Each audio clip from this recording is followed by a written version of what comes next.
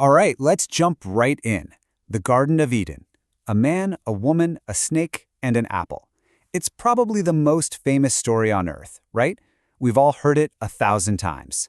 But what if the story we think we know is only the surface level? I mean, what if it's not just a story, but a code? What if buried deep inside the original Hebrew, there's a secret message, a whole other narrative told through numbers? Well, that's exactly what we're going to dive into right now. So, we're looking at a story with some serious secrets, because according to the source material we're digging into, Genesis 3 isn't just a straightforward morality tale. No, it's laid out as this incredibly deep, multi-layered revelation where spiritual truths are literally encoded into the words and numbers themselves. All right, Section 1, Decoding the Deception. Let's start where it all went wrong. How did this whole thing even kick off? To really get it, we're going to need a special key, kind of like a decoder ring for ancient scripture. And that key is something called Gematria. It's this ancient Jewish practice, and the idea is pretty simple, but profound. Every single letter in the Hebrew alphabet also has a number attached to it, so you can take any word, add up the values of its letters, and get a total. The really cool part? Words that add up to the same number are seen as having a hidden connection. It's like a secret language of numbers baked right into the text. Okay, so let's apply this. The story kicks off, and it's not with a big dramatic battle. It's with a conversation. Eve is just chatting with the serpent. And the Bible uses a very specific Hebrew word to describe this serpent, arum. It means crafty or sly. And that's a huge clue, right? The whole downfall starts with a clever, subtle conversation, not some big, obvious attack. And here is where our code breaker, Gematria, comes into play. You take that word arum, you add up the letters, and you get this number, 316. Now, in Hebrew mysticism, numbers aren't just numbers, they carry meaning. And 316 is tied to ideas of subtlety, cunning, and deception. So you see what's happening? The text is embedding a warning, a watch out for this guy message, right into the math. So what's the crafty serpent's opening line? It's not an order, it's not an argument. It's a simple little question. Did God really say? So simple, but so powerful. It's designed to do just one thing. Plant that tiny corrosive seed of doubt to make Eve second-guess everything. And this is where the code just gets unbelievable. The Hebrew word for doubt is safek. If we run that through our Gematria decoder, we get the number 240. Okay, remember that. Now, who was the number one absolute worst, most persistent enemy of ancient Israel? A group called the Amalekites. And the Gematria for Amalek? You guessed it, 240. The text is literally screaming at us through the numbers.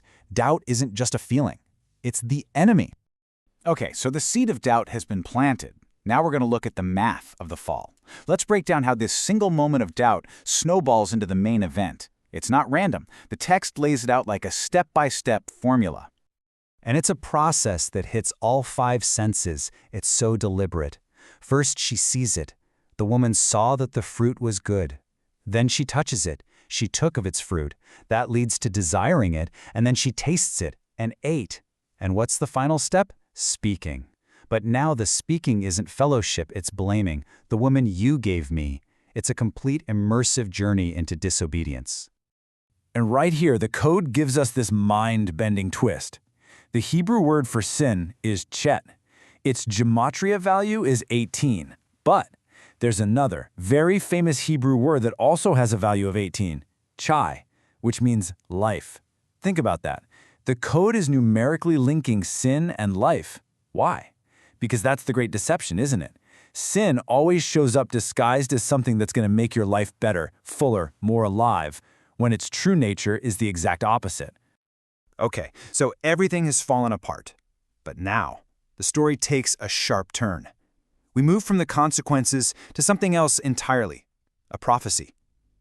And believe it or not, hidden right there in the middle of the curse is an amazing coded message of hope. But first, we get the blame game, right? Adam points the finger at Eve. Eve points the finger at the serpent. Nobody's taking ownership. So God has to step in and sort things out. And it's what he says to the serpent that changes, well, everything. He says this, "He will crush your head, and you will strike his heel." This one sentence is huge.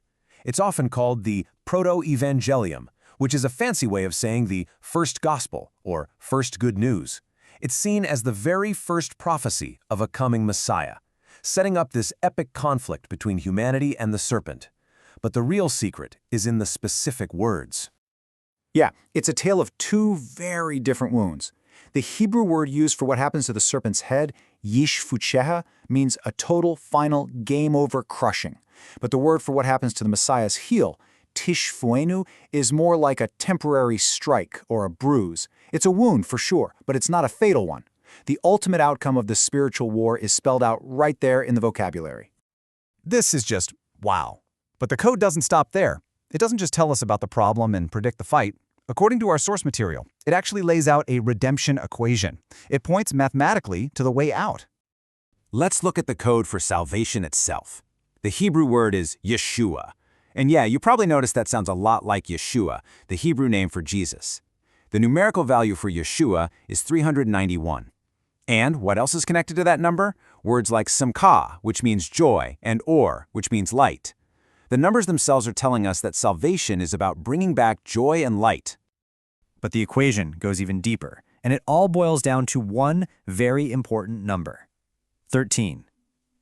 Why 13? Because in Hebrew, 13 is the numerical value for the word ahava, and ahava means love. But wait, there's more. 13 is also the value of another huge foundational word, echad. Echad means one or unity. So the numerical code is literally saying love equals unity. They are mathematically one and the same. So what happens when we put it all together? You take love, which is 13, and you add unity, which is also 13. And what do you get? 26. And what's so special about 26? It's the numerical value of YAH-WEH, the sacred, unpronounceable four-letter name of God himself. The code is revealing a divine formula at the very center of everything. Love plus unity is God. So you see, when we look at the story of Eden through this lens, this amazing code of letters and numbers, the whole thing just transforms. It stops being just a sad story about failure and becomes this incredible pre-written roadmap for restoration. It's like the thread of redemption was woven into the language itself from the very beginning. And it really makes you think, right? If this one story, probably the most famous story ever told, has this much complexity hidden just beneath the surface, what other ancient stories are out there, just waiting for us to find the right key to unlock their secrets?